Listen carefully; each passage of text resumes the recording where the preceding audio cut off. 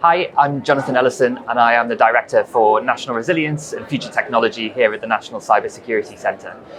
Welcome to CyberUK TV. I'm really delighted today to be joined by Winnona DeSombre for a conversation about cyber proliferation ahead of the plenary discussion later today. Winnona, if you'd be happy to introduce yourself for those watching. Yeah, absolutely. Thank you for having me, Jonathon. My name is Winnona. I am a non-resident fellow at the Atlantic Council, and I'm an MPP JD candidate at the Harvard Kennedy School and Georgetown Law. And it's fantastic to welcome Winnona to what I think is your first CyberUK, is that right? Yes, it is. What are your first impressions? Oh my goodness, I'm having such a blast. The keynotes this morning were wonderful, and it's such a great mix of technical practitioner, business leader, and government partners. So really excited to be here. Cool. And you're joining us for our proliferation plenary event later on today. Yes. And obviously that's an area of interest and expertise for you. On cyber proliferation, I wondered if you could just set out how you've seen that threat change. What are the biggest changes? How have you seen it evolve? Sure. So the way that I see the industry, I think that two of the biggest changes come from a professionalization and a sophistication of the space.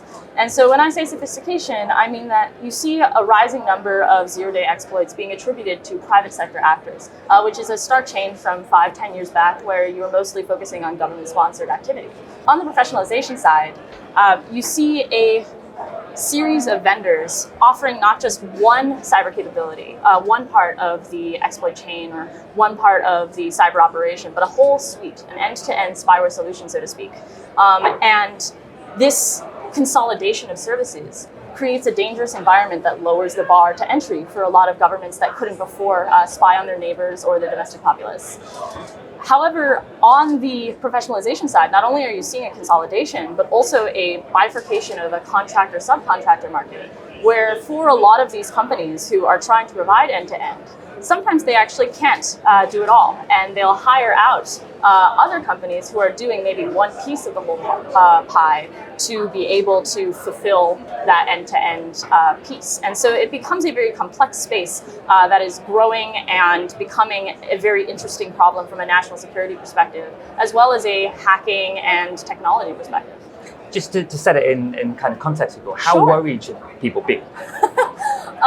When we're thinking about this space, the thing that I like to think about is the number of government actors that currently operate in the cyber operations space. It used to be quite low in the early 2010s, and has grown exponentially, more than exponentially, frankly, since. And so the way that I say, how worried should we be, is how worried are you that the cartel now has access to the same capabilities as the Five Eyes? How worried should you be that the moment a citizen of the UK who is exercising their freedom of the press, freedom of speech, is going to get targeted by a foreign entity, a foreign intelligence service? Yes.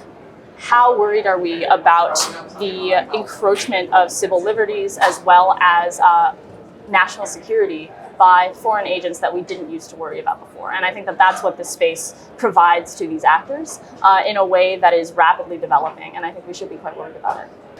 So that sounded pretty compelling. What should governments be doing with industry, with wider society to actually get after this problem? Sure.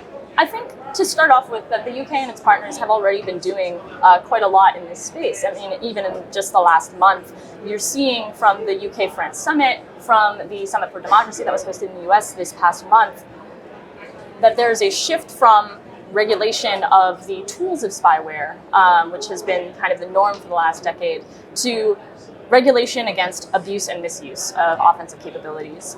And so I think that this is a really good step in the right direction, because it allows us to partner with other parts of industry, even responsible offensive brokers, of which there actually are quite a few, who want to abide by international law and who want to respect human rights.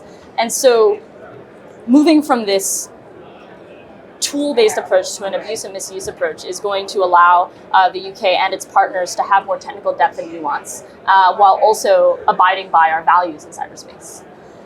I think something that I would like to see is additional public guardrails in that space. So talking about how these offensive cyber vendors can operate in a responsible manner and conduct the right due diligence against potential clients before selling capabilities that might get misused. You see that the Biden executive order this past month does touch upon that a little bit, citing that offensive brokers who are selling to countries that are on the State Department annual report for human rights abuses might be a consideration when calling an offensive broker out for their irresponsible activity. And I would love to see this from the UK and other Five Eyes side as well, and potentially also EU partners. So maybe if I move you to a quick fire round. Sure. And you can test whether or not that is the thing you most want. What's the one thing governments should be doing around the world to get after this? The most important thing would be countering abuse, not just cross-country, but also within one's own borders. Thinking about proper judicial review, proper warrant applications, and proper guardrails around their individual use of spyware. Top thing industry should be doing? Well, industry includes some of these offensive brokers themselves, right? So I would focus on ensuring that vendors have their ear to the ground with regards to due diligence requirements and making sure that anything that they're doing in this space is above the board and still adhering to Western values of free speech, respect for human rights, and democracy. And if we're having this conversation in 5 years' time, is it going to be better or worse by then? Well, considering all of the government attention on it, I would hope better. I think that, yes, there is a large problem set in this space that's growing more complex by the day, but I think that with a nuanced and multi-sector approach, we'll be able to curb proliferation to focus mostly on legitimate use cases. I think we should draw a line on that optimistic note that it will get better. Thank you very much for your time, Winnona. Thank you so much for having me.